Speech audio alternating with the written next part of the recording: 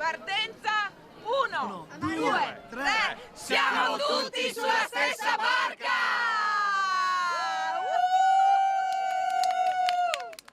Entusiasti e bagnatissimi, tra i più applauditi i 12 sindaci della Marca che in Dragon Boat, fascia tricolore e pagaia hanno partecipato alla discesa folcloristica del Sile.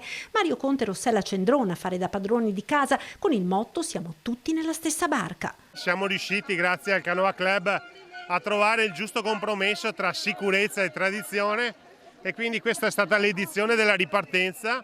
Prossimo anno inviteremo tutti i sindaci del Veneto, perché così si possono apprezzare le bellezze del nostro fiume Sile, divertirsi e anche fare tanta beneficenza. Bellissima questa discesa sul Sile, urlando "siamo tutti sulla stessa barca", insomma, per dire che lavoriamo insieme, abbiamo gli stessi problemi ma ci aiutiamo e ci divertiamo anche insieme, come in questa occasione, pensando anche al nostro bellissimo Sile. È una giornata stupenda. È una bellissima iniziativa, un bel messaggio, quello di far squadra tra di noi per amministrare il nostro bellissimo territorio. Ci siamo un po' bagnati, ma ci siamo tanto divertiti e abbiamo lanciato anche un bel messaggio, tanta gente intorno alla riva del Sile, ed è bello stare insieme, è bello lavorare assieme proprio per il territorio. E così tutti a pagaiare nella stessa direzione, con una sfida già nel cassetto per l'anno prossimo. A pagaiare, perché noi amministratori siamo sempre al fronte, tutti sulla stessa barca, e ci sentiamo uniti da questo servizio al cittadino che diamo, e quindi davvero non ci sono preclusioni, pagaiamo insieme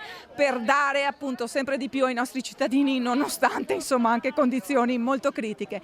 È un messaggio bellissimo per la ripartenza di questa splendida manifestazione per il territorio. La barca di Antenna 3 il prossimo anno vogliamo la barca di Antenna 3 con tutti i giornalisti, la redazione e in testa il direttore. No, e sarà guerra dell'acqua tra barca dei sindaci e barca dei giornalisti. La festa del gavettone e i sindaci si prenderanno cura dei giornalisti. Sì, molta cura, umida.